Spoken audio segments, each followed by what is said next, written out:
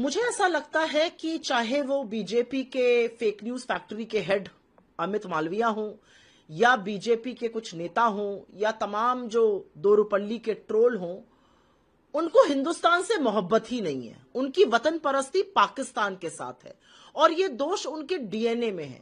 इन्हीं के पुरखे जो थे वो अंग्रेजों के साथ मिलकर माफीनामे लिखते थे, मुखबिरी करते थे। सावरकर इनके पुरखे, इनके नेता थे। इन्हीं के पूर्वज और इनके बड़े आराध्य श्यामा प्रसाद मुखर्जी भारत छोड़ो आंदोलन के समय मुस्लिम लीग के साथ मिलकर Bihar, Bengal, North West Frontier Province और सिंध में सरकारें चला रहे थे। इनके नेता, इनके बड़े नेता अडवाणी जी जिन्ना की कब्र पर गए थे। इनके बड़े नेता अटल जी लाहौर बस में गए थे। इनके बड़े नेता मोदी जी लपके लपके लाहौर चले गए थे नवाज शरीफ का बर्थडे मनाने। इनके बड़े नेता जयशंकर जी सेना क्या ऑपरेशन करने वाली उसकी मुखबिरी कर रहे थे। इनके बड़े नेता मोदी जी ने यह नहीं देखा कि हमारी सेना कितनी आक्रामक थी और बड़ी कार्रवाई कर रही थी। उन्होंने अमेरिका के प्रभाव में आकर सीज फायर कर लिया। तो इनके नेता लोगों की जो पाकिस्तान परस्ती है वो दुनिया जानती है। असलियत यह है कि अगर इंदिरा गांधी की तरह दम होता तो पाकिस्तान के दो टुकड़े करते, अमेरिका के दबाव में आके अपनी सेना का मनोबल ना कमजोर करते। और असलियत एक ये भी है कि लड़ाई पाकिस्तान से है, लड़ाई आतंकियों से है। मोर्चा विपक्ष के खिलाफ खोला हुआ है, उस विपक्ष के खिलाफ जिसने आपका 100% सहयोग किया। लेकिन अब अगर आप लीपापोती करिएगा, अब अगर आप अमेरिका के सामने मुंह नहीं खोल पाइएगा, 5-5 बार अमेरिका बोल रहा है कि हमने सीज फायर कराया, तो आपसे सवाल पूछे जाएंगे।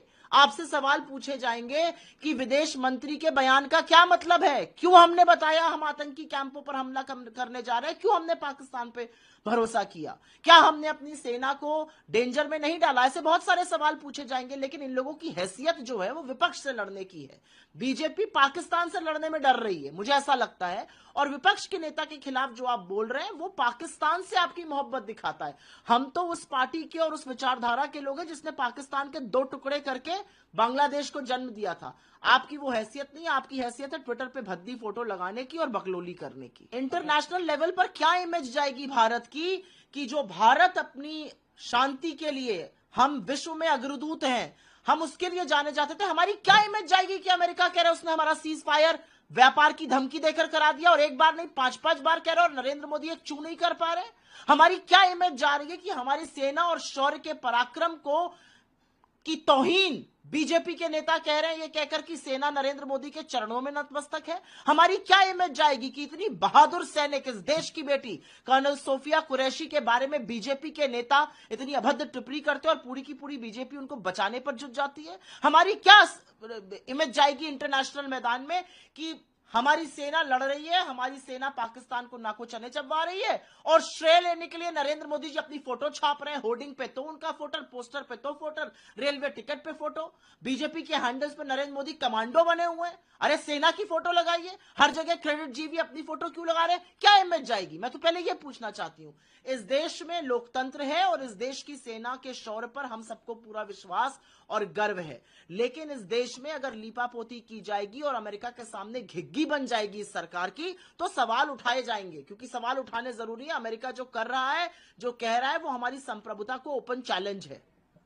हेमंत बिस्वा शर्मा ने एक बार फिर कहा कि मैं मुख्यमंत्री हूं तो मैं कोई झूठ तो नहीं बोल सकता, कोई झूठ व्यक्ति झूठ बोल सकता, मुख्यमंत्री झूठ नहीं बोलेगा। 10 सितंबर तक का इंतजार कर लीजिए। क्यों नहीं सीधा आके गौरव गोगोई इस बात को मान लेते मीडिया के सामने कि हाँ मेरी बात हुई है? क्यों नहीं एसआईटी का इंतजार क्यों कर रहे हैं वो? बाकी 10 सितंबर तक वेट करिए। 10 सितंबर तक जब विधानसभा में प्रस्ताव आएगा तो सब चीजें सामने आ जाएगी। कितनी विडंबना है कि उस पार्टी का व्यक्ति बोल रहा है कि मैं मुख्यमंत्री हूं, मैं झूठ नहीं बोलता, जिस पार्टी के प्रधानमंत्री लगातार झूठ बोलते हैं और एक बार नहीं 100 झूठ बोलते हैं, बार बार झूठ बोलते हैं, बार बार झूठ उनका पकड़ा भी जाता है।